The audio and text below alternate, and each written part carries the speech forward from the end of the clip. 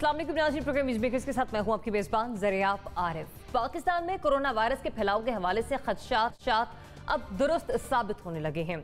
हुकूमत की जानिब से लॉकडाउन में नरमी से केसेस में अचानक किसी हद तक काफ़ी इजाफा देखने को मिला है। कोरोना से मुतासरा मरीजों की तादाद और अमवात मुसलसल हर गुजरते दिन, हर गुजरते घंटे के साथ साथ बढ़ती चली जा रही हैं। लेकिन क्या इस शिद्दत की वजह हुकूमत की जानिब से ईद के लिए दी गई खुली छुट्टी है? क्योंकि वो जो खुली छुट्टी दी गई ईद पर हुकूमत की जानिब से, उसके बाद केसेस मजीद बढ़ते चले जा रहे हैं। दूसरी तरफ यंग डॉक्टर्स एसोसिएशन ने हुकूमत पर कोरोना से मुतालिक हकायक न बताने का इल्जाम किया है। वाईडीए के ओहदेदार ये कहते हैं कि हुकूमत इस हवाले से सच नहीं बता रही।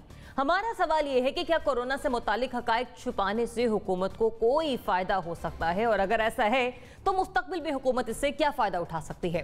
फिर हम बात करेंगे प्रोग्राम में आगे बढ़कर इस हवाले से कि आने वाले दिनों में पाकिस्तान को मुमकिन तौर पर होने वाली ग़ज़ाई किल्लत का सामना उठाना पड़ सकता है। मुल्क के मुख्तलिफ इलाकों में टिड्डी दल ने हमला करके आम, टमाटर, कपास, गन्ना, सूरजमुखी और सब्जियों की फसलें तबाह बर्बाद कर दी हैं। 61 से ज़ायद अजला हैं जिनमें हमलों से फसलों को शदीद नुकसान पहुंचा है। किसानों को जिला इंतजामिया से भी शिकायत है कि उन्होंने हमले को रोकने के लिए नाकाफी इक़दाम किए। लेकिन क्या हुकूमत को उन मुतासरा किसानों की मदद करनी चाहिए जो कि इस हमले से दोचार हो रहे हैं और जिनकी फसलें बड़े पैमाने पर मुतासिर हो रही हैं, बल्कि तबाह बर्बाद हो रही हैं? इस पर बात करने के लिए प्रोग्राम साथ मौजूद होंगे सहाफ़ी तज्ज़ियाकार इब्राहिम राजा साहब। इब्राहिम, बहुत शुक्रिया प्रोग्राम में अपना वक्त देने के लिए। सहाफ़ी तज्ज़ियाकार नसीम सिद्दीकी साहब भी प्रोग्राम में हमें ज्वाइन कर रहे हैं। Thanks for joining us. Anchor person तज्ज़ियाकार मोना आलम साहब भी प्रोग्राम में हमें ज्वाइन कर रही हैं। Mona, thanks for joining us. Program में हमारे साथ मौजूद होंगे lieutenant general retired Amjad Shoaib साहब, और इसके अलावा मुज़म्मिल सोहरवर्दी साहब भी प्रोग्राम में हमारे साथ मौजूद हैं। तो सबसे पहले बात कर लेते हैं मुल्क में कोरोना वायरस की सूरत हाल के हवाले से, जो कि हर दिन के साथ साथ मजीद तशवीशनाक होने लगी है। और अब तक का जो फिगर सामने आया है, एक ही दिन के अंदर 57 जो अमवात हैं वो रिकॉर्ड हो चुकी हैं। इस सिलसिले में अब तक 5,20,017 टेस्ट किए जा चुके हैं, लेकिन जो इस वक्त रेशियो सामने आ रहा है वो 11,931 अफराद के टेस्ट हैं, जिनमें से 2,636 पॉजिटिव आए हैं। लिहाजा हम सवाल यहाँ पर ये उठा रहे हैं कि क्या ईद की खुली छुट्टी कोरोना वायरस के बढ़ने का सबब बने? Question mark. मोना, आपसे आगाज करिए, बताइएगा ये जो सिचुएशन, हमने कल भी इस पर बात की, लेकिन ये जो खुली छुट्टी थी ईद के दौरान, यही सबब बन रही है इस वायरस के बढ़ने का? थैंक यू ज़रिया। मेरा ख्याल है कि इस दफ़ा I would beg to differ. मुझे लगता है छुट्टियों से जो इम्पैक्ट हुआ है और जो खुली छुट्टियाँ, फिर खुले रेलवेज और ट्रांसपोर्ट वगैरह, इस सब का जो इम्पैक्ट है, क्योंकि ईद को गुजरे अभी चंद ही रोज हुए हैं, तो उसका इम्पैक्ट हमें अब से कुछ रोज बाद नजर आएगा। जैसे कि आप सबको इल्म है कि कोई 14 रोज का वक्त वैसे भी लगता है कि ये वायरस अपना जेस्टेशन पीरियड किसी भी बॉडी में अपना मुकम्मल करे और उसके साइंस दिखाए, या फिर मैक्सिमम 14 रोज का एक अरसा दरकार होता है कि वो टेस्ट में डायग्नोस हो सके बाकायदा तौर पर। तो मुझे लगता है इस जो पर्टिकुलर केसेस का जो अभी इजाफा हो रहा है, हमें डेली की बेसिस पर पीक्स नजर आ रही हैं। In my opinion it has nothing to do with these relaxations जो अभी हमें ईद के रोज में देखने को आई हैं। हत्ता ये मैं साथ बिल्कुल एक वार्निंग के तौर पर कहना चाहती हूँ, और मुझे इसका सख्त खदशा है कि आगे आने वाले दिनों में इसका भी हमें बहुत सख्त एक इम्पैक्ट होगा, सख्त सामना करना पड़ेगा। इसकी वजह से भी बदीज ना सिर्फ केसेस में इजाफा होगा, बल्कि जो हमारे गांव देहात जो कि रिलेटिवली बचे हुए थे कोरोना वायरस से, वहां पर भी अब ये वायरस बदकिस्मती से नजर आने लगेगा। इसकी वजह जो अभी हमें इजाफा नजर आया है, या पीक्स डेली की बुनियादों पर नजर आ रही हैं कोविड केसेस में, मेरे हिसाब से उसकी वजह ये है कि हमने हमारी टेस्टिंग कैपेसिटी, अभी भी कोई शक नहीं है कि बहुत कम है। अभी भी जो हमारे लेवल्स हैं उनसे, या जो हमारी रिक्वायरमेंट है उससे बहुत ही कम हम टेस्टिंग कर रहे हैं पाकिस्तान में। इंडिया में भी बहुत कम टेस्टिंग हो रही है। ये एक अलग बहस का मौजू हो सकता है कि क्या ये चीज़ डिलिबरेट है कि टेस्टिंग ही कम हो ताकि केसेस ही कम सामने आए, या फिर ये कि ये चीज़ है ही इतनी और हमारी इसमें एक प्रोविजंस का मसला है कि हमारे पास जितनी सहूलियात हैं उतनी टेस्टिंग कर पा रहे हैं। लेकिन इसकी वजह ये है कि टेस्टिंग कम होने के बावजूद भी फिर भी कुछ इजाफा हमें पिछले गुज़िश्ता रोज में नजर आया है हमारी टेस्टिंग की जो एक कैपेसिटी है उसमें। उसकी वजह से जो केसेस थे, जो पोशीदा केसेस थे, सामने आए थे। कल भी शायद मैंने आपसे तस्करा किया था। अब डिफेंस के जो एरियाज हैं, डीएचएस जो हैं पाकिस्तान भर में, वहां पर क्योंकि उनकी जो इंटरनल लैब्स हैं वो केसेस उन्होंने टेस्ट करना शुरू किए हैं और डे और 2 बिफोर ईद टेस्टिंग का आगाज इन एरियाज में हुआ है और रोजाना की बुनियादों पर यहाँ पर केसेस रिपोर्ट हो रहे हैं इन तमाम इलाकों से। तो ये तमाम का जो ताना बाना है वो ज्यादातर टेस्टिंग से जुड़ा है। हत्ता मैं इस बात को बिल्कुल रूल आउट नहीं करती कि आगे आइंदा आने वाले दिनों में हमें सख्त तरीन इजाफे का सामना हो सकता है हमारे कोविड केसेस में। ये जो हमने छुट्टियों में रिलैक्सेशन दी थी और जो बेजा किस्म का हमने एक वायलेशन की है और एसओपीज की जो धज्जियां हमने उड़ाई हैं, उसकी वजह से बिल्कुल हमें आने वाले दिनों में इसका भी इजाफा नजर आएगा, लेकिन अभी फिलहाल उसका इम्पैक्ट नहीं आज या कल में जो रिपोर्ट होने वाले केसेस हैं उसका हवाले से हम नहीं कह सकते कि ईद की छुट्टियों के सिलसिले में सामने आ रहे हैं। उसका इम्पैक्ट जो है वो आने वाले अगले हफ्ते भी हमें मिल सकता है। जनरल साहब, थैंक्स फॉर जॉइनिंग अस। अब बताइएगा, ये जो जिस तरह से केसेस जो बढ़ रहे हैं, सैयद मुराद अली शाह साहब ने भी आज इस हवाले से बड़े वाज़ेह अल्फाज में बताया कि कराची में किस कैपेसिटी से केसेस बढ़े हैं। ये इस ईद की खुल्लम खुला छुट्टियों की खिलाफ वर्जियां जिस तरह से हुई, जो सिचुएशन हमने देखी, ये उसका मौजब है?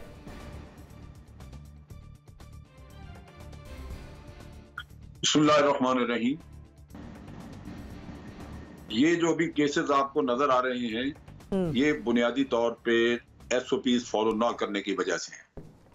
मुश्किल ये है कि पाकिस्तान के अवाम इस तरह आपका साथ नहीं दे रहे जिस तरह के चाहिए, यानी एक संगीनी है नहीं समझ रहे।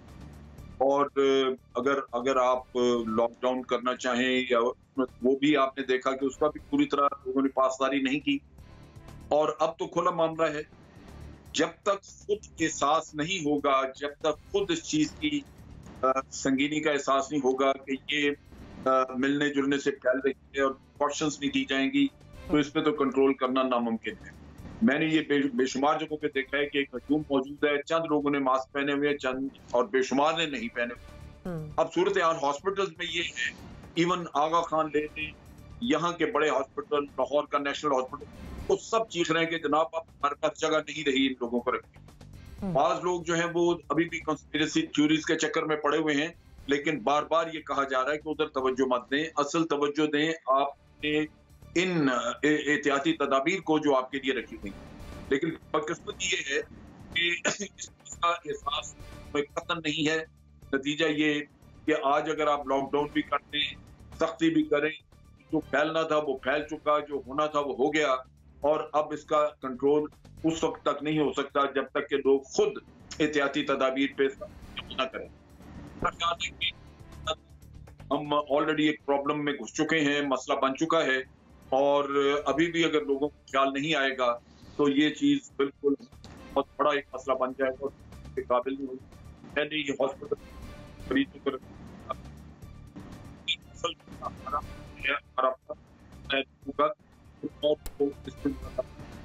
कराया जा सकता कि ईद के इज्तिमा हो, जुमा के इज्तिमा हो, लोग आज भी नहीं मान रहे, वहां जा रहे हैं, और ये एक ऐसा गले मिलना या हाथ मिलाना, आप एतराज भी करते रहे, बचा भी करते रहे, फिर भी कोई ना कोई आके आपके सीने में लग जाता है, इस वजह से कि लोगों को पुरानी आदतें हैं। ये इस चीज से एक जो हमारी ट्रेडिशन उम्रों से हमारी सरिश्त का हिस्सा बन चुकी हुई है, उससे बचना मुश्किल है। तो ये एहसास का मसला है और इससे ज्यादा कुछ नहीं, और वही चीज है जो आज हमें आड़े आ गई है, जिसकी वजह से बेशुमार लोग के सही। मतलब आप कह रहे हैं कि खुली छुट्टी इसका वो नहीं है, उस पर नहीं हम कह सकते, लेकिन ये जो लोगों ने एसओपीज की खुल्लम खुला खिलाफ वर्जी की है वो जरूर केसेस बढ़ने का सबब बन सकती है। इब्राहिम, आपकी ओपिनियन क्या है इसमें? आपने भी देखा कि ईद के दौरान क्या कुछ होता रहा, ये जो ईद के दौरान जो कुछ हुआ वही वजह बनी है कि ये वायरस इस तरह से बढ़ रहा है? देखें, जब ये लॉकडाउन मुकम्मल तौर पर खोला गया था तो उस वक्त हमें तो ये बताया गया था कि ये लॉकडाउन इस वजह से खोला जा रहा है कि लोग जो हैं वो भूख से ना मर जाएं, और ऐसे तबके के लिए खोला जा रहा है जो दिहाड़ीदार तबका है और उसके लिए 2 वक्त की रोटी कमाना जो है वो मुश्किल हो गया है। लेकिन उसके बाद जो हमने ईद पे देखा, छोटी मार्केटों से लेकर और पॉश इलाकों की मार्केटों तक और बड़े बड़े शॉपिंग मॉल्स तक, वहाँ जो लोग शॉपिंग कर रहे थे तो वो कम से कम वो लोग तो नहीं हो सकते कि जो एक दिन पहले तक भूख से मर रहे हों या जिनका कोई 2 वक्त की रोजी रोटी का मसला हो। तो वो लोग जब शॉपिंग करने सारे निकले हैं तो इससे ये भी अंदाज़ा किया जा सकता है कि लोगों में इस हवाले से कितनी आगाही थी। नंबर 2, जब आपने ये ईद पे इनको खुली छुट्टी दी भी तो आप SOPs पे 100% तो अमल दरामद करवाना नामुमकिन था, लेकिन आप 20, 25, 30% अमल दरामद करवा सकते थे, लेकिन आपकी विल ही नहीं थी और आपने अमल दरामद करवाने की कोशिश ही नहीं की। मैं पहले भी कह चुका हूँ कि मिसाल के तौर पर इस्लामाबाद की जो 20 बड़ी मार्केटें हैं, ज़िली इंतज़ामिया में बहुत दफ़ा ये रिपोर्ट हो चुका है कि वहाँ पे सरप्लस स्टाफ भी मौजूद है। सिर्फ एक मार्केट में 2 लोग भी रैंडम वहाँ पे चेक कर रहे हों तो आप 20-25 जो % है आप SOPs के ऊपर अमल दरामद करवा सकते थे। लेकिन किसी भी जगह पे हमें नज़र नहीं आया कि किसी भी शहर में इंतज़ामिया ने SOPs के ऊपर अमल दरामद करवाने की कोशिश की हो, या फिर वो जो कारोबारी लोग हैं जिन्होंने अपनी दुकानें खोली, अगर उन्होंने SOPs पर अमल नहीं किया तो उनको आपने कोई फ़ाइन किए हों, कोई जुर्माने किए हों या उनकी दुकानें बंद करवाई हों। और तीसरा ये कि अगर लोगों में ये शऊर नहीं था इसके खौफ के बारे में, तो ये भी जिम्मेदारी बहरहाल एक तो आवाम पे तो आती है, लेकिन हुकूमत पर भी आती है। वो सिर्फ इस हुकूमत की बात नहीं, कोई भी हुकूमत होती कि वो लोगों में इसके मुतल्लिक शऊर बेदार करने में नाकाम रही है। चौथा, ये जब ईद आ रही थी तो हमने देखा कि चीफ मिनिस्टर सिंध ने तो अपील की कि इसको सादगी से मनाएं, कोरोना की वजह से फिर वो एक तैयारे का अलमनाक हादसा भी हो गया, लेकिन फेडरल से और ख़ास तौर पर प्राइम मिनिस्टर की जो अपील है उसमें बड़ा असर है। चीफ मिनिस्टर सिंध जो हैं वो कोई अवामी किस्म के सियासतदान नहीं है। इमरान खान तो बहुत ज़्यादा मकबूल रहे हैं, लेकिन उनकी तरफ से कोई बराह रास्त अपील नहीं आई, सिवाय आखिरी दिन ईद से एक दिन पहले वो जो उन्होंने मैसेज किया कि थोड़ा सा सादगी से मनाएं। तो अगर वो इस शॉपिंग वगैरह के हवाले से कोई अपील करते, कोई कैंपेन चलती, तो शायद जो है वो लोग इस तरह से जो उन्होंने बेहतियाती की है वो बेहतियाती ना होती और ये केसेस ना बढ़ते। और अब तो जो केसेस हैं, अब जो टेस्ट है उसका ये जो प्राइवेट लैब्स हैं वो 24 आवर्स में, बल्कि 18 आवर्स में आपको इसका रिजल्ट दे रही हैं। तो ये जो केसेस में एक स्पाइक आया, ये पहले भी था, लेकिन इसका ईद के रश से भी ताल्लुक है। और अभी ये स्पाइक बिल्कुल, ये मोना आलम साहिबा ने ठीक कहा कि ये स्पाइक असल में आपको 7 डेज के बाद जो है ना फिर आपको पता चलेगा कि ये स्पाइक किधर जाता है। लेकिन इसमें आप सिर्फ आवाम को इसका कसूरवार नहीं ठहरा सकते, क्योंकि ये इंडिविजुअल एक्ट नहीं है। ये भी जो कहा गया ऑफिशियल की जानिब से कि ये आज़ाद मुल्क है और ये कोई शख्सी आज़ादी का मसला नहीं है, क्योंकि एक शख्स अगर बेहतियाती कर रहा है तो ये उसका ज़ाती फेल नहीं है। इस मामले में वो बहुत से और लोगों की ज़िंदगी खतरे में डाल रहा है, इसलिए इसको कोई शख्सी आज़ादी नहीं कहा जा सकता कि ये आज़ाद मुल्क है तो हम लोगों को रोक नहीं सकते। तो इसमें अवाम ने तो अगर बेहतियाती किया तो आवाम को एहतियात करने पर मजबूर करना ज़िली इंतज़ामिया और ज़ाहिर है कि हुकूमत का काम था। ठीक है, हुकूमत को चाहिए था कि इन SOPs पर अमल दरामद करवाते। नसीम सिद्दीकी साहब। बिस्मिल्लाहिर्रहमानिर्रहीम, शुक्रिया ज़रियाब।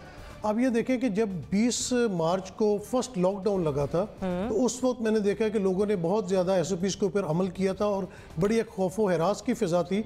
और तकरीबन 2 हफ्ते तक लोगों ने बिल्कुल कोई बाहर नज़र नहीं आता था, ट्रैफिक नज़र नहीं आती थी, हर जगह एक हू का आलम था। लेकिन ये मामला जो है तकरीबन 15 अप्रैल या 10 अप्रैल के बाद से ईज़ डाउन होना शुरू हो गया था। उस हिसाब से केसेस मेरे ख्याल से अभी पाकिस्तान में इतने नहीं बढ़े हैं। अगर टेस्टिंग कैपेसिटी नहीं भी है तो मरीज़ अस्पताल तो आएगा ना, कोई आपको जनाजे उठते हुए नज़र तो आएंगे ना। तो पाकिस्तान में शुक्र अल्हम्दुलिल्लाह इतना ज़्यादा तेज़ी से नहीं फैला। जिस तरह कराची में आखिरी दिनों में लॉकडाउन के ट्रेनों के अंदर लोग पूरे पाकिस्तान में शिफ्ट हुए थे, तो मुझे लग रहा था गांव-गांव, गली-गली, करिया जो है वो ये अपना कोरोना फैल जाएगा, लेकिन उस तरह नहीं फैला। अब तकरीबन आप देख लें कि जिन मुल्कों में फैला था वहाँ बहुत तेज़ी के साथ फैला, दिन में हज़ारों केसेस आते थे, हज़ारों अमवात आती थी। पाकिस्तान में अभी तक इस तरह नहीं हुआ है। अमवात की तादाद भी कम है, जो पाकिस्तान की आबादी है, मैं उस रेशो के हिसाब से बात कर रहा हूँ। और अभी भी अगर आप देखें कि ईद के बहुत पहले से मार्केट्स खुलना शुरू हो गई थी, लोगों ने निकलना शुरू कर दिया। ये जो इस वक्त थोड़ा सा इसके में आपने देखा कि इजाफा हो रहा है, वो नॉर्मल डे टू डे जो इंक्रीज़ है वही सामने आ रही है। कोई स्पेशल नहीं है कि ईद की वजह से गवर्नमेंट ने क्योंकि खोल दिया था तो उसकी वजह से बहुत ज़्यादा केसेस आना शुरू हो गए। अभी भी हमारी तवक्को के मुताबिक इतने ज़्यादा केसेस नहीं है, लेकिन इसका ये मतलब नहीं है कि हम एहतियात का दामन अपना छोड़ दें। अपना इब्राहिम ने बिल्कुल बात सही की कि हमें शऊर देना है, हमें आगाही देनी है और ये गवर्नमेंट का काम है। अच्छा, जहाँ तक इस्लामाबाद की बात है, यहाँ तो मैंने देखा है कि डिप्टी कमिश्नर हमजा शफकात साहब जो है वो बहुत ही एक्टिव रहे हैं। वो खुद शॉप्स के ऊपर जाते रहे, SOPs पे अमल करवाते रहे। उन्होंने प्राइस हाइक के ऊपर भी फ़ाइन किया है, SOPs ना अमल करने पे भी शॉप्स को बंद किया है। लेकिन ये इस्लामाबाद की हद तक बात है। जो बाकी छोटे मतलब लाहौर बड़ा शहर है, वहाँ पे मैं ईद पे मौजूद था, आप भी वहीं पे ईद पे मौजूद थी। तो आपने देखा कि ईद से एक दिन पहले जिस तरह रश था तो वहाँ पे एसओपीज पे अमल कराने वाला कोई नहीं था। तो ये इंतजामिया किधर गई? इंतजामिया का क्या काम है? वो पुलिस वाले सड़क के ऊपर खड़े होकर ट्रैफिक को रोकना शुरू कर देते हैं और वो एक बॉटल नेक बननी शुरू हो जाती है और वहाँ लोग इकट्ठे हो जाते हैं। मुझे तो नहीं समझ आती कि किस वजह से ये लोगों को रोकते हैं, स्पेशली मोटरसाइकिल वालों को। गाड़ी में अगर 6 बंदे भी सफ़र कर रहे हैं तो उनको नहीं रोका जाएगा, अगर मोटरसाइकिल पे 2 लोग हैं तो उनको रोक लिया जाएगा। तो मेरा नहीं ख्याल कि ये जो ईद में रिलैक्सेशन दी गई है उसकी वजह से ये कोई जो है केसेस में इंक्रीज़ हो रहे हैं। ये नॉर्मल डे टू डे जो है ये इंक्रीज़ हो रहा है और ये आवाम की जो है वो जिम्मेदारी है। गवर्नमेंट 22 करोड़ आवाम के पीछे, हर बंदे के पीछे एक पुलिस वाला या सिक्योरिटी वाला नहीं लगा सकता। ये आवाम ने देखा है कि दुनिया में क्या हाल हुआ है, लेकिन हमारे लोग मानने पर तैयार ही नहीं है कि भाई एक वबा आई हुई है और किस तरह कुछ जो सेंसिबल लोग हैं वो अमल कर रहे हैं, वो मास्क भी लगा रहे हैं, सैनिटाइज़र भी यूज़ कर रहे हैं, सोशल डिस्टेंसिंग भी कर रहे हैं। लेकिन कई जगह देखा जाता है कि सोशल डिस्टेंसिंग का कोई कॉन्सेप्ट ही नहीं है और इन बातों पे जो है ना आवाम को भी जब तक ये सवाल गर्दिश करता रहेगा कि क्या कोरोना एग्जिस्ट करता भी है, क्या इसकी कोई एग्जिस्टेंस है भी, तब तक हम ये कह सकते हैं कि ये वायरस यूं ही लोगों में बढ़ता चला जाएगा। मुजम्मिल सोहरवर्दी साहब, आपकी क्या राय इस पर? ये जो ईद पर खुली छुट्टी दी गई हुकूमत की तरफ से, यही इस वायरस के बढ़ने का सबब बनी? जी, मेरे ख्याल में ईद पे तो मैं इसे एग्री करता हूँ कि ईद के केसेस तो अभी सामने आने शुरू हो जाएंगे, लेकिन आप बात करें ना 20वें रोज़े से खुली छुट्टी देनी शुरू कर दी गई, बाज़ार खोल दिए गए आखिरी 10 दिन, सारे हमने शॉपिंग मॉल्स और सब कुछ खोल दिया, ट्रांसपोर्ट भी आखिर में खोली, सब कुछ खोला, तो खोलने का ये नतीजा है। लेकिन आप देखें ये हमारी हुकूमत और वज़ीर आज़म और सब हमें ये समझाते रहे कि ये जो लॉकडाउन है ये कोरोना का मसले का हल नहीं है, इससे कोरोना नहीं फैलेगा अगर हम लॉकडाउन खोल देंगे। नई इस्तिलाहें हमें समझाई गई स्मार्ट लॉकडाउन की और दूसरी इस्तिलाहें नई लाई गई जिनसे हमें बताया गया कि साथ वाले मुल्कों में बहुत जहालत हो रही है, जिन जिन मुल्कों ने लॉकडाउन किया है वहाँ पर बहुत उनका कोई फ़ायदा नहीं हुआ, हम खोलेंगे तो हमें बहुत फ़ायदा होगा, मुल्क खुलेगा तो मुल्क चलेगा। नई डॉक्ट्राइन पेश की गई और उस डॉक्ट्राइन की फिर ऐसी ऐसी एडवोकेसी और ऐसे ऐसे दलाइल सामने लाए गए कि सब हम मरूब हो गए उसमें और हमारा ख्याल हो गया कि ये तो कोरोना का इलाज ही ये है कि हम बाहर निकलेंगे, लोगों को मिलेंगे, कारोबार करेंगे, खुलेगा, सब एक दूसरे को मिलेंगे। तो मेरा ख्याल है लोगों ने हुकूमत को फॉलो किया है, जो हुकूमत कह रही थी वही लोगों ने किया है। अभी भी टेस्टिंग बहुत कम है, 11,000 टेस्ट कुछ भी नहीं है 22 करोड़ की आबादी में रोज़। आप समझे हमारे घर कितनी तहसीलें हैं, कितने ज़िले हैं, कितने डिवीजन हैं, कितने शहर हैं। सिर्फ पंजाब में 1600 टाउन है, आप एक टाउन में एक टेस्ट रोज नहीं कर रहे हैं और जब आप टेस्ट ही नहीं कर रहे हैं आपको क्या पता है इस वक्त कोरोना के कितने मरीज हैं। आज खुद जफर मिर्जा साहब कह रहे थे कि वेंटिलेटर पर मरीजों की तादाद बहुत बढ़ गई है और खुद ही वो कह रहे थे कि जो लोग वेंटिलेटर पे चले जाते हैं उनमें से 90% लोग जो हैं वो नहीं बच सकते। यहाँ वेंटिलेटर्स की भी कमी हो जानी है, यहाँ हमें ये सब पता था, लेकिन गवर्नमेंट एक डॉक्ट्राइन पेश कर रही थी, आज उससे यू टर्न ले रही है। अब ये यू टर्न जो लेने की एक पॉलिसी है वो हमें इस स्मार्ट लॉकडाउन में मुझे खतरा है दोबारा कर्फ्यू लगा देंगे। अब पहले स्मार्ट लॉकडाउन से कर्फ्यू की वकालत परसों शुरू हो जाएगी, वो कहेंगे नहीं अब तो कर्फ्यू लगाने के अलावा हाल ही नहीं है। भैया आपने खोला ही क्यों था? अगर आपको नहीं पता था खोलेंगे तो ये होगा। और ये कि लोगों को बड़ी जिम्मेदारी का एहसास करना चाहिए था। अगर लोगों ने जिम्मेदारी का एहसास करना है तो हुकूमत क्यों होती है, ये कवानीन क्यों बनते हैं, ये पुलिस क्यों रखी जाती है, रिट ऑफ द गवर्नमेंट किस चीज का नाम है, चोरी पर सजाएं क्यों है? मेरा मतलब अवाम को इस तरह जिम्मेदार मत कराएं, हुकूमत की जिम्मेदारी थी। हाँ जी हाँ, देखिए बात ये है हम भूल रहे हैं कि इन शॉपिंग मॉल्स और इनको खोलने के लिए सुप्रीम कोर्ट ने ऑर्डर दिया था। वजह ये है कि लोग नफ्सियाती मरीज हो जाते हैं अगर आप उनको अंदर बंद रखें। सुप्रीम कोर्ट में लोग गए थे और फिर जाएंगे अगर आप इस तरह के कोई काम करेंगे। असल चीज ये है कि शुरू में 3 हफ्ते का लॉकडाउन लग जाता तो वो बड़ा सख्त होता, उसमें कर्फ्यू भी लग जाता, लोग बंद रहते तो बिल्कुल ठीक था। अब तो आपके जो 60-70% केसेस हैं वो सारे वही हैं जो एक दूसरे को यहाँ लग रहा है, बाहर से तो कोई नहीं आ रहा और वो फैल चुका है। वही चीज आपने प्रिवेंट करनी थी, पहले 3 हफ्ते नहीं किया तो उसके बाद आप कितनी देर तक लोगों को घरों में बंद रखेंगे? ये कर हो नहीं सकता, ये मुमकिन नहीं है। ये एक ऐसा दुख है जिसे आप सुप्रीम कोर्ट को छोड़ दें। सुप्रीम कोर्ट नहीं कहता मैं ये सही कह रहे हैं। ये सुप्रीम कोर्ट ने जब मसला बना हुआ है, जब सुप्रीम कोर्ट ने इजाजत दी तो इन्होंने कहा कि सुप्रीम कोर्ट ने हुकूमत के मौक़िफ़ की तायीद की है। ये कहा गया कि सुप्रीम कोर्ट ने हुकूमत के मौक़िफ़ की तायीद की है और ये बहुत बड़ी ये नहीं कहा हुकूमत की कि सुप्रीम कोर्ट ने वही बात की जो हुकूमत कह रही थी। ये कहा गया, आप ट्वीट्स देख लें हुकूमती तर्जुमानों के, आप हुकूमती तर्जुमानों के ट्वीट्स देख लें। नहीं, आप गलत कह रहे हैं। मैंने ये कहा है कि हुकूमत ने शॉपिंग मॉल्स नहीं खोली थी, सुप्रीम कोर्ट ने खुलवाई। हुकूमत ने पार्शियल, जैसे स्मार्ट लॉकडाउन की बात की थी, उन्होंने पार्शियल खोलने का काम किया था। In addition to that shopping malls वाले गए सुप्रीम कोर्ट में और सुप्रीम कोर्ट ने वो भी खोल दी। ये इसको मेरा ख्याल हमें बड़े सही पर्सपेक्टिव में देखना चाहिए। सूरज साहब, आपने खुद अपनी तरफ से बना लिया और उसको मॉडिफाई कर लिया जो मैंने कहा। मैंने ये नहीं कहा था कि जो आप तौजीह दे रहे हैं। सुप्रीम कोर्ट ने वो काम किया जो हुकूमत नहीं करना चाहती।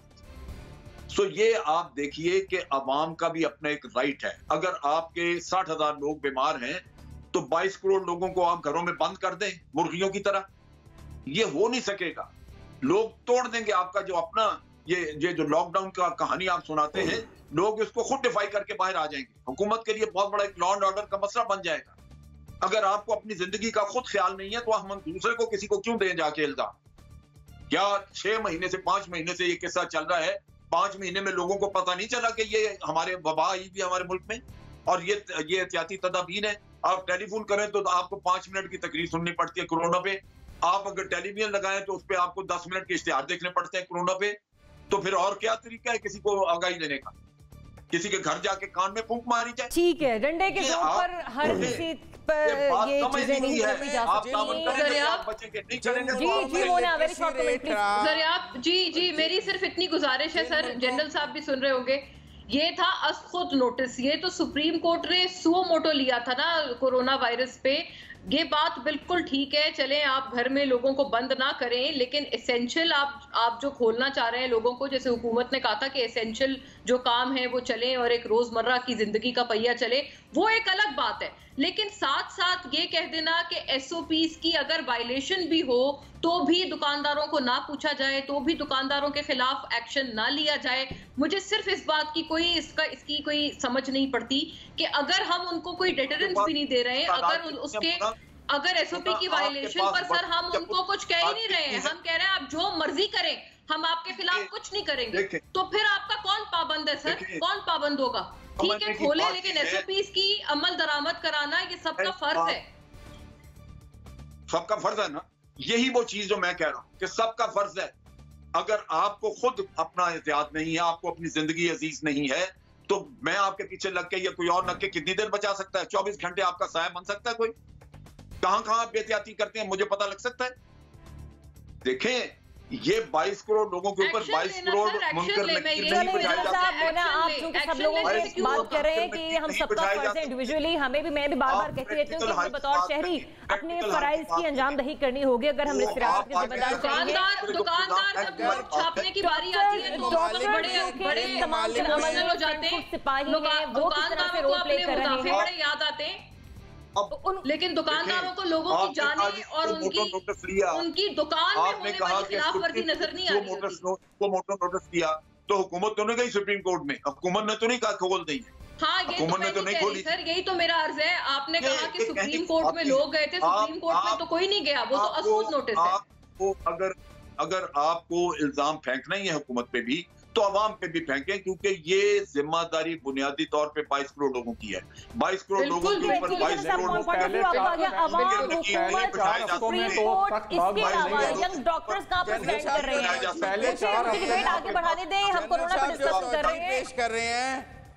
मुझे वाइडी का कमेंट ऐड कर लेंगे, हम मजीद इसी पर कंटिन्यू कर रहे हैं। जिनका लिटरेसी रेट हमसे ज्यादा है जिन ममालिक का, उन्होंने क्यों इस तरह लॉकडाउन किया और हम उसको नहीं कर रहे?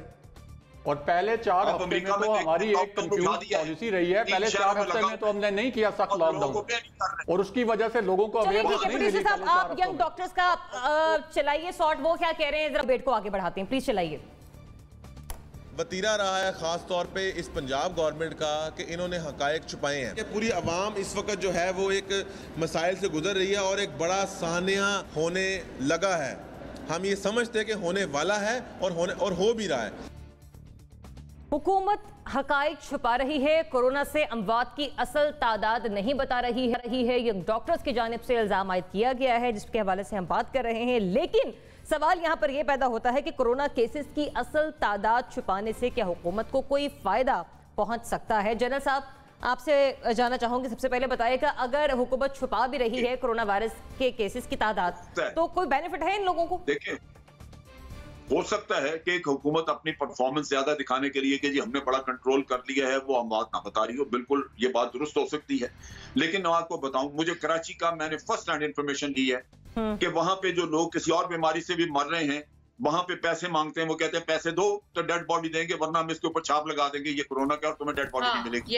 इसका क्या इलाज है? ये कराची का मैंने खुद वहां पे तहकीक की है। मेरे एक जानने वाले के डेड बॉडी का मसला वहां बना हुआ था। उसने मुझे कहा जी किसी को यहाँ कोर कमांडर को कहें कि ये लेके दे, क्योंकि मुझे ये कह रहे पैसे मांग रहे हैं। आप माशरे को भी तो रोना रोए ना। हुकूमतें बेईमानी करती हैं। मैं बिल्कुल मानता हूं कि हो सकता है पंजाब गवर्नमेंट ने अपनी परफॉर्मेंस दिखाने के लिए जो असल सूरत हाल है उससे उसको झूठ बोला हो, उसको छुपाया हो, वाज़ेह दिखाया ना हो, और नंबर जो है फिगर्स वो फच किए हों। लेकिन ये दूसरा पहलू मैं आपके सामने रख रहा हूं। जब बाहर से लोग आ रहे थे और महकमा सेहत की टीमें एयरपोर्ट्स पे बिठाई गई कि आपने चेक करना है, रात 9-10 बजे के बाद वो गायब हो जाते थे। और अगर कोई बैठा है तो मुसाफिरों से पैसे लेके उनको कहते थे जाओ। क्वारंटीन सेंटर्स में आपने लोगों को डाला, सिक्योरिटी गार्डों ने पैसे ले लेके उनको छोड़ना शुरू कर दिया। यहां तक कि एक आदमी 14 दिन बताया जा रहा है कि क्वारंटीन में रहा है, वो मुल्तान में पॉजिटिव निकल आया बाद में कि जी 14 दिन वहां नहीं, हालांकि वो वहां रहा ही नहीं। उसकी हाजिरी लगी, सिक्योरिटी गार्ड को पैसे देके मुल्तान निकल गया, जंग में रखा हुआ था उसको। अब आप देखें, मैं जिस चीज की तरफ आपकी तवज्जो दिला रहा हूं, ये आप हुकूमत छोड़ के फरिश्तों की हुकूमत भी ले आए। असल चीज ये है, मुझे हुकूमत से हमदर्दी नहीं, मैं ये रो रहा हूं कि इस वबा को काबू करने के लिए असल प्रैक्टिकल मेजर्स क्या है जो आपने करने हैं। आज हम जिस मुसीबत में घिरे हुए हैं ये कंट्रोल में नहीं है, और जो कंट्रोल में नहीं है वो आप अभी सदीकी साहब, नसीम सदीकी कह रहे थे कि हम दूसरे मुल्कों से बड़े बेहतर हैं। भाई बेहतर तो हैं, लेकिन हमारे वसाइल भी तो उन मुल्कों की निस्बत बड़े कम है। हम इनको रखेंगे कहाँ? ये बीमार होने शुरू।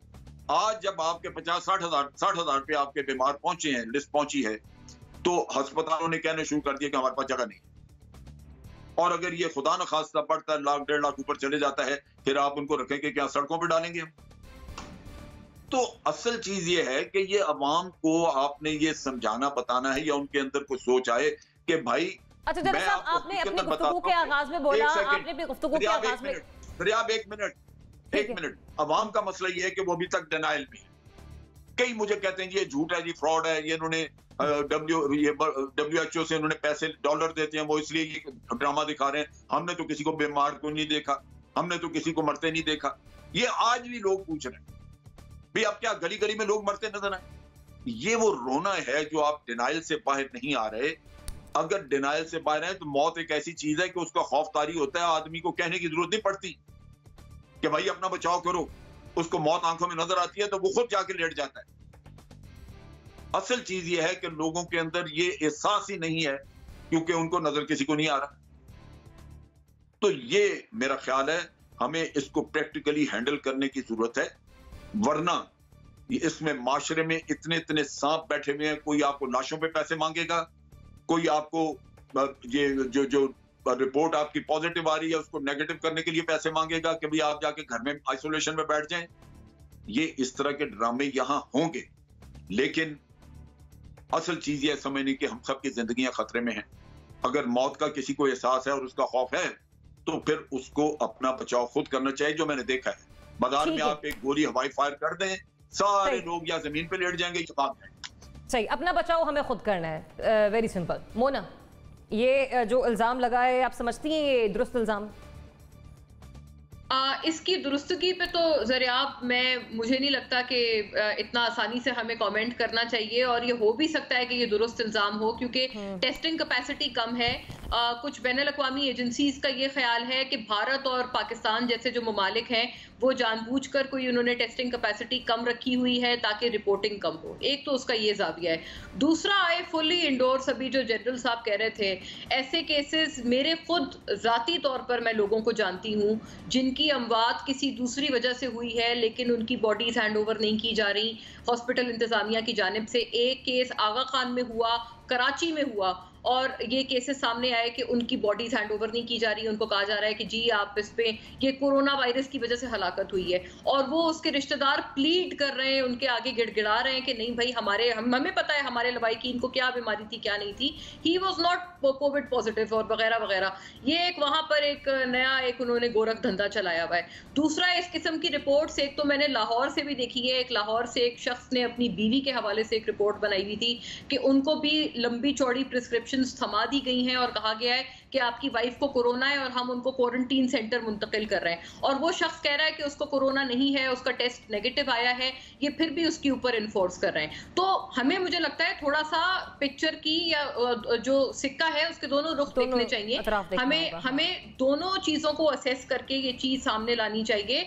लेकिन एक बात का मैं बड़ा श्योरिटी से बात करना चाहती हूँ, जब भी जिस भी चीज का प्रॉब्लम आता है मुल्क में, अगर यहाँ पर कोई इकोनॉमी का मसला है तो सारे इकोनॉमिस्ट्स को हम लोग सरगर्म कर लेते हैं, उनको बिठाते हैं, उनकी बातें सुनते हैं, उनको हम कहते हैं आपकी जो राय है उसके हिसाब से फैसला होगा।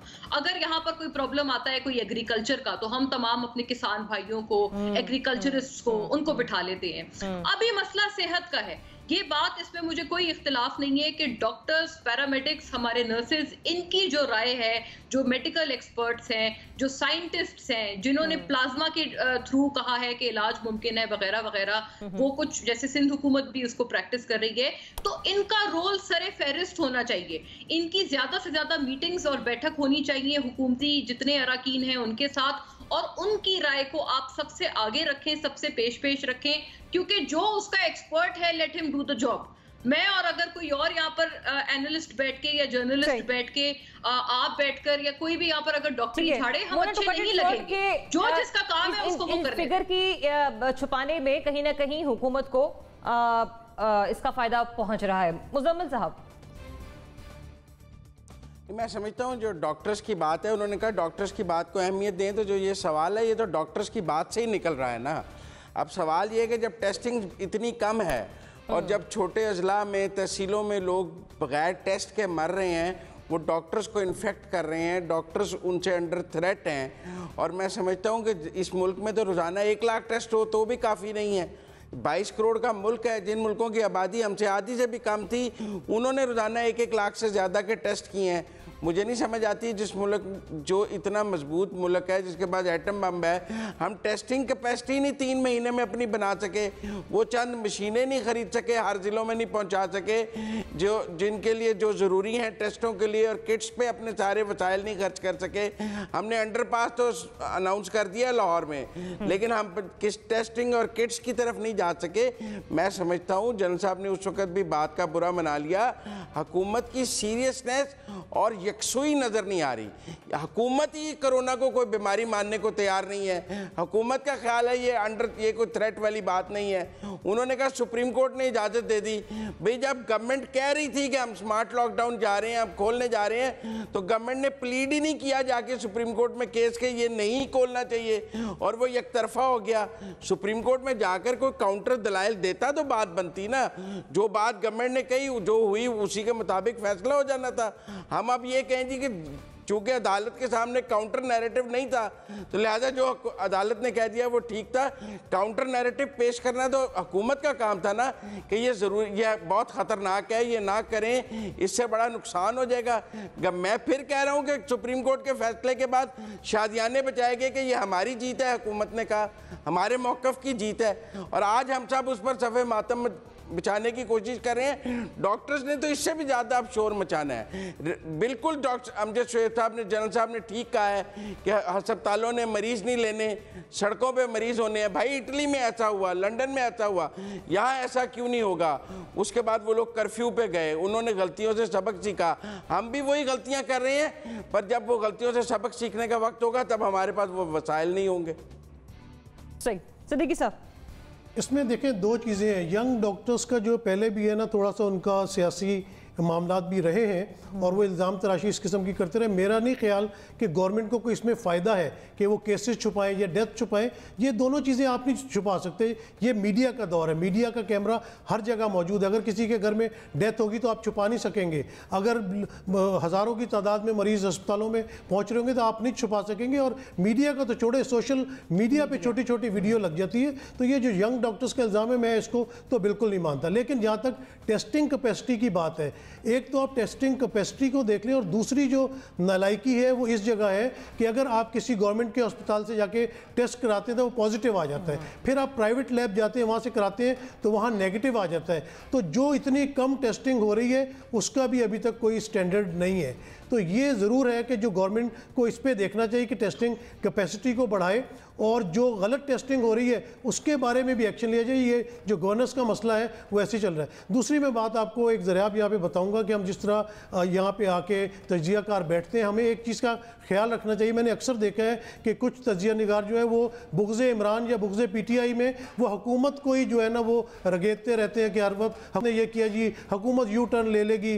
भाई हुकूमत काम कर रही है। इब्राहिम राजा इस्लामाबाद में बैठा हुआ है, मैं इस्लामाबाद में बैठा हुआ हूँ। हम सारा दिन काम भी करते हैं, हम जाके प्रेस कॉन्फ्रेंसेस अटेंड करते हैं। हम देखते हैं कि गवर्नमेंट अपने तौर पे पूरे कोशिश कर रही है। NDMA वाले जो है फ़ौज के ज़रिए वो लोग पूरी कोशिश कर रहे हैं। हमें चाहिए कि हमारी बात भी लोग सुनते हैं। लोग सिर्फ इमरान खान की बात नहीं सुनते या वज़ीर आला जो मुराद अली शाह उनकी बात नहीं सुनते। मुराद अली शाह ने तो हाथ तक जोड़ लिए थे, लेकिन अवाम हमारी बात भी सुनती है।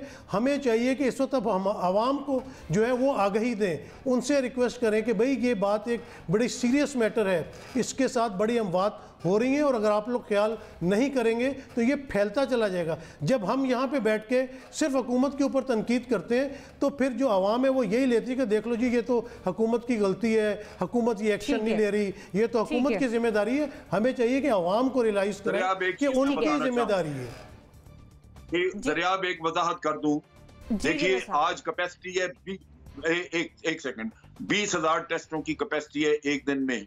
ये आज से हमने तकरीबन 15-20 दिन पहले अचीव कर ली थी 20,000 पर डे। लेकिन मुश्किल ये है कि 20,000 लोग आगे आते नहीं अपने टेस्टों के लिए। रोजाना की बुनियाद पे जो लोग अप्रोच करते हैं या जिनको डॉक्टर्स हॉस्पिटल में देख के तो लगाते हैं कि जी आप टेस्ट कराएं, वो 15,000 से ज्यादा किसी दिन नहीं हुए। तो टेस्ट कैपेसिटी का मसला नहीं है, लोगों को ट्रेस आउट करने का मसला है, लोगों को एहसास दिलाने का मसला है कि जनाब थोड़ी सी भी आपको प्रॉब्लम हो तो जाएं टेस्ट कराएं। ठीक है, ठीक है। लोग अभी भी प्राइवेट लैब में बड़ा महंगा है और इसको इतना सीरियस नहीं ले रहे। ठीक है इब्राहिम, देखें मेरे लिए तो ये बात बड़ी बाइसे तशवीश है कि मार्च के एंड में असद उमर साहब ने और जफ़र मिर्ज़ा साहब ने दोनों ने ये क्लेम किया था कि अप्रैल के एंड में हम 30,000 टेस्ट पर डे करेंगे। उसके साथ साथ चेयरमैन NDMA ने 2 हफ्ते पहले कहा था कि हमारे पास टेस्टिंग कैपेबिलिटी अब इतनी है कि हम 25,000 टेस्ट पर डे कर सकते हैं। और ईद से एक दिन पहले हमने टेस्ट किए 14,000 और एक हमें स्पाइक नज़र आया। उसमें जिस दिन 14,000 टेस्ट हुए थे उसमें हमें स्पाइक नज़र आया, टोटल केसेस में भी और डेथ्स में भी।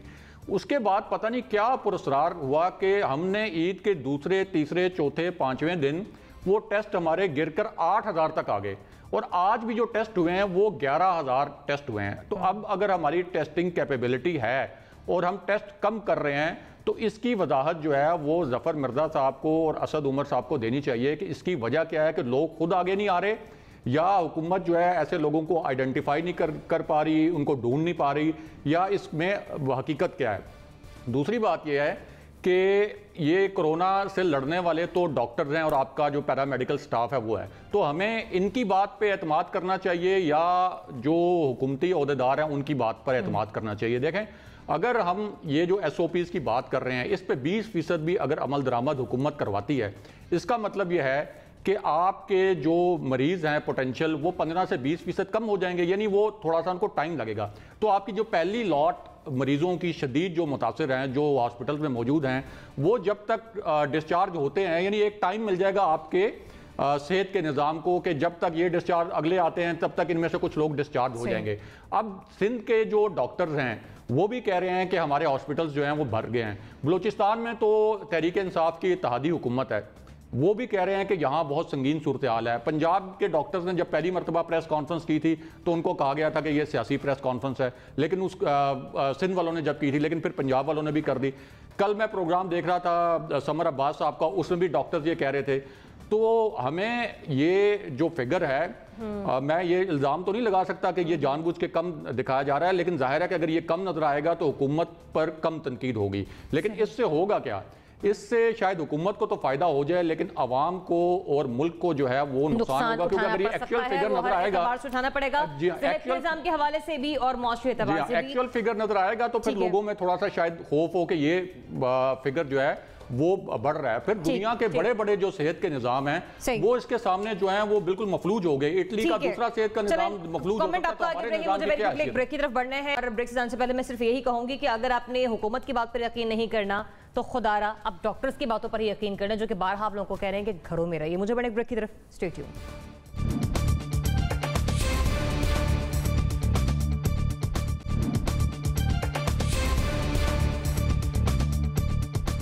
Welcome back. नाज़रीन, मुल्क में टिड्डी दल ने तबाही मचा रखी है, जिससे मुतादिद फसलें बुरी तरह मुतासिर हुई, यहाँ तक के तबाह हो चुकी हैं। बागात, दरख्तों, गन्ने, कपास की फसल को शदीद नुकसान पहुंचा है, जबकि मुख्तलिफ तंजीमों और अपोजिशन की सियासी जमातों की जानिब से बर वक्त इक़दामात न करने पर हुकूमत को जिम्मेदार करार दिया जा रहा है। लेकिन ऐसे में टिड्डी दल से मुतासरा किसानों के नुकसान का अजाला क्या हुकूमत को करना चाहिए? इब्राहिम, आपसे आगाज़ कर रही हूँ, बताइएगा ये जो सिचुएशन हम देख रहे हैं रवा साल के आगाज़ से शुरू हो चुकी थी, जनवरी से अब ये जून का आगाज़ होने वाला है, इतने बड़ा नुकसान होने जा रहा है किसानों का और बहुत सारी फसलें मुतासिर भी हुई।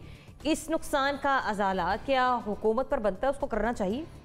देखें, इसमें दो तीन फैक्टर हैं। एक तो ये जो फॉरेन इन्वेजन हुई है ईरान से भी और फिर उसके बाद अफ़गानिस्तान से भी, इंडिया से भी, और फिर हमारी ये लोकल इन्वेजन भी है, और इसमें एक इन्वायरमेंटल जो चेंजेस आई हैं उसको भी ज़िम्मेदार ठहराया जा रहा है, क्योंकि कहा जा रहा है कि एक मखसूस वक्त के बाद जो है ये इशू रिजॉल्व हो जाना चाहिए था, लेकिन नहीं हुआ। ख़ास तौर पर ये जो तीन मुल्कों से, हमारे हमसाया मुल्कों से, ज़रा उन्होंने जानबूझकर तो नहीं ये भेजे, लेकिन हमें नुकसान तो हुआ है। और अब ये जो कहा जा रहा है कि पोटेंशियल 600 अरब रुपए का नुकसान ज़रात को हुआ है, और हम जानते हैं कि ज़रात जो है वो, उसको हम बार बार कहते भी हैं, हमारे ऑफिशियल्स भी कहते हैं कि हमारी मैशत की रीढ़ की हड्डी है। तो और किसानों को जब तक आप सपोर्ट नहीं करेंगे तो तब तक जाहिर है कि ये आप ज़रात का शोबा जो हमारा वो पहले ही आहिस्ता आहिस्ता तनज़्ज़ुली का शिकार है, वो मज़ीद शिकार हो जाएगा। लेकिन इसमें एक और बात जो बहुत अहम है कि इस किस्म के मामलात में भी ये बड़ी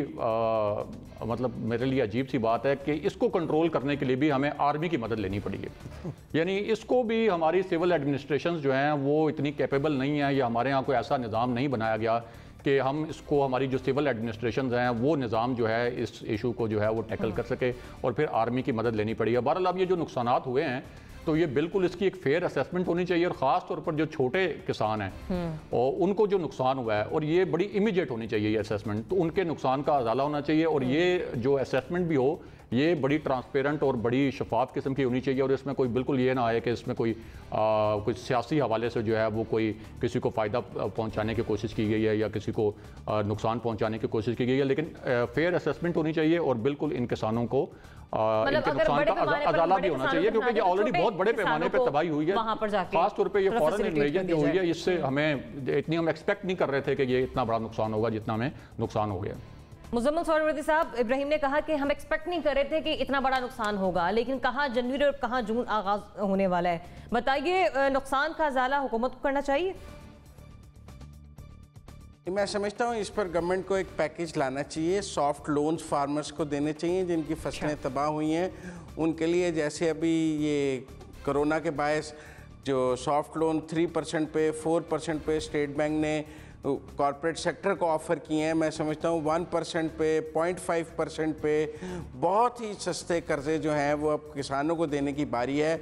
चूँकि 600 अरब का कहा है, कुछ जगहों पे 800 अरब का भी नुकसान है, और क्रिमिनल नेग्लिजेंस हुई है। पाकिस्तान के आइन में करप्शन की बहुत सज़ा है, नैब मौजूद है, लेकिन यहाँ नाअहली की कोई सज़ा नहीं है। आप अफसोस ये है कि अब जो नई सूरत हाल से हमें सामना है कि इस मुल्क में नाअहली की कोई सज़ा नहीं है।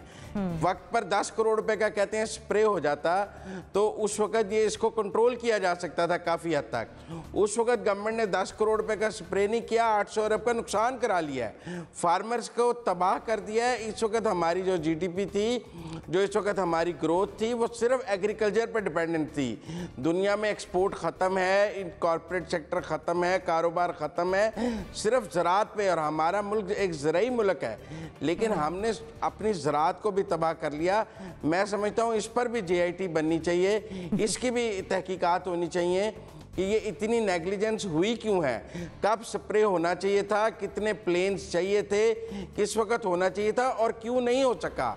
और साथ साथ मैं समझता हूँ गवर्नमेंट तो शायद इतनी जनरस नहीं है कि सारे किसानों का जो है वो नुकसान पूरा कर सके, लेकिन एक पैकेज आना चाहिए जिसमें सॉफ्ट लोन्स 1%, 0.5% पे, अगर कॉरपोरेट सेक्टर को सैलरीज के लिए 3%, 4% पर कोरोना में लोन्स ऑफर किए जा सकते हैं, तो किसानों को भी 3% से क्या 1% पे लोन देना चाहिए, ताकि कम से कम वो इस नुकसान को भी पूरा कर सकें और अगली कोई फसल लगाने की भी पोजीशन में आए।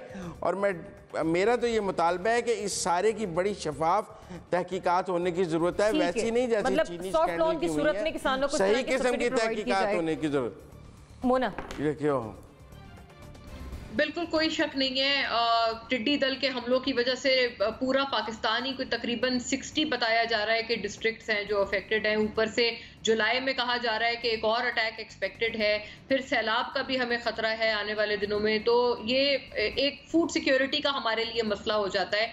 बहुत ही अलनाक बात है कि कोई भी इस किस्म की चीज़ हो, खा वो चीनी की किल्लत हो या आटे का जो बहरान था वो हो, अब ये टिड्डी दल एक नया बहरान हमारे सामने लेकर आया है। ऐसे में कोरोना के होते हुए अगर ये तमाम चीज़ें हमारी मुश्किलात में मज़ीद इजाफा करती हैं और हमारी फूड सिक्योरिटी को भी किसी तरह का ज़र्र पहुंचता है, तो मुझे लगता है ये बहुत ही परेशान और ख़तरनाक परेशानी की और ख़तरनाक सूरत हाल हो जाएगी। तो इसको नाउ इज द टाइम मुझे, लेकिन इसमें एक बड़ी लैकलस्टर अप्रोच नज़र आ रही है। ज़्यादातर इसके ऊपर जो पॉलिटिक्स है वो वफाक और सूबों के दरमियान चल रही है कि ये किसकी जिम्मेदारी है, 18वीं तरमीम के बाद ये मसला किसके पास आता है, किसके पास नहीं आता।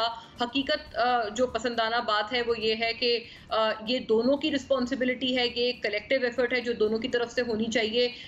ये प्रेस कॉन्फ्रेंसेज में कर करके एक दूसरे के ऊपर इल्ज़ाम ना आयद करें। NCOC में बैठते हैं तो इनको चाहिए इस किस्म के मसले को भी डिस्कस करें, क्योंकि आजकल कोविड की वजह से जो वफाक और सूबे हैं उनके दरमियान काफ़ी बैठक, काफ़ी सिटिंग्स हो रही हैं। जो ये इजलास हैं तमाम NCC, NCOC, ये रोज़ाना की बुनियादों पर होते हैं, तो उनमें ये मसला भी टेकअप करें। ये प्रेस कॉन्फ्रेंसेस की जीनत क्यों बना रहे हैं, इनको इस मसले के ऊपर भी क्यों सियासी ये लोग फुटेज खा रहे हैं। इनको चाहिए खुदारा, लेकिन अफसोस के साथ पाकिस्तान में ऐसा कौन सा मामला नहीं है जिसपे सियासत ना होती हो।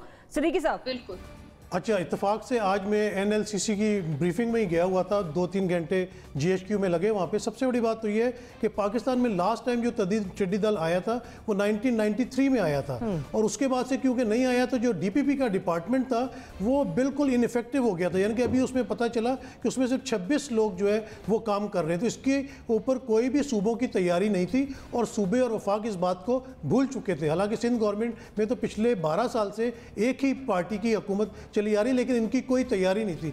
दूसरी जो बात हमें वहाँ पे बताई गई वो बड़ी सिंपल सी। उन्होंने कहा कि जब ये टिड्डी दल मौजूद होता है फसलों के ऊपर तो आप स्प्रे नहीं कर सकते, क्योंकि अगर आप स्प्रे करेंगे तो उस जगह कम से कम 2-3 साल फिर दोबारा फसल नहीं आएगी। तो ये स्प्रे का जो लोग कहते थे कि स्प्रे क्यों नहीं किया, स्प्रे पूरा कर दे, वो भी एक पूरा सिस्टम है कि जब टिड्डी दल कहीं पर जाके सेटल होता है और रिप्रोडक्शन कर रहा होता है उन इलाके में स्प्रे करते हैं, या फिर जब ये रेगिस्तानी इलाकों में जाता है और वहाँ सेटल डाउन होता है तो वहाँ पर स्प्रे करते हैं। इस वक्त तकरीबन 26 के करीब जहाज जो है वो आ चुके हैं, क्योंकि पिछला इंफ्रास्ट्रक्चर तो बिल्कुल तबाह था। जैसे इब्राहिम ने कहा कि हर काम के लिए फौज को आना पड़ता है, वो NDMA की तरफ से आया, NLCC जो है वो सारा फौज जो है संभाल रही है। तो इस वक्त काम बहुत हो रहा है। और मैं आपको यहाँ बताता चलूँ कि अभी टिड्डी दल कम आया है। जो जून में उन्होंने फिगर्स हमें बताई है कि जो जून में अपना अफ्रीका की तरफ से, ईरान की तरफ से और मिडिल ईस्ट कंट्री की तरफ से आने वाला है, वो ज़्यादा ख़तरनाक है। क्योंकि अभी जब पिछले इलाकों में बारिश हुई थी तो वहाँ से कुछ लेट आया, जिसकी वजह से हमारी गंदम की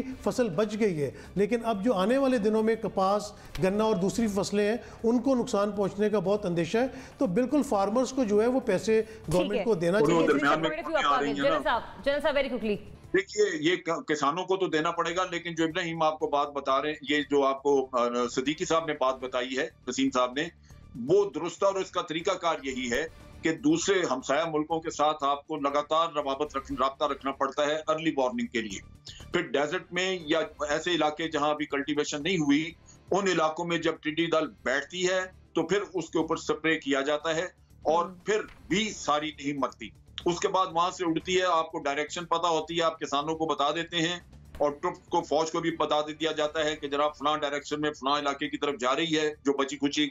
तो उन खेतों में लोगों को खड़ा किया जाता है ताकि वो उसको बैठने न दें। फिर चादरों से और मुख्तलिफ चीजों से उनको उड़ाया जाता है ताकि कम से कम नुकसान करें। और ये मैंने ऑपरेशन किए हुए हैं। उसके बाद जब टिड्डी दल शहरों की तरफ चले जाती है तो फिर यानी आप कल्टीवेटेड एरिया से हट जाती है तो फिर उसका कोई फायदा नहीं रहता, कोई नुकसान नहीं वो कर सकती, क्योंकि शहरों में जाके वो गिर के मरने शुरू हो जाते हैं। मुश्किल ये है कि प्लांट प्रोटेक्शन डिपार्टमेंट के पास कोई जहाज, मेरा ख्याल है एक आध को ठीक रह गया है, बाकी सब उनके जहाज जो हैं जो जिसके जरिए स्प्रे करते हैं वो खराब पड़े हुए हैं। और अभी आर्मी ने वो टर्की से कुछ जहाज मंगवाए हैं जिसके जरिए वो स्प्रे वगैरह का इंतजाम कर रहे हैं। तो ये जो प्रोसेस जुलाई में अभी हमें खतरा आ रहा है, उसके लिए गालिबन आर्मी जो है वो मनसूबाबंदी कर रही है।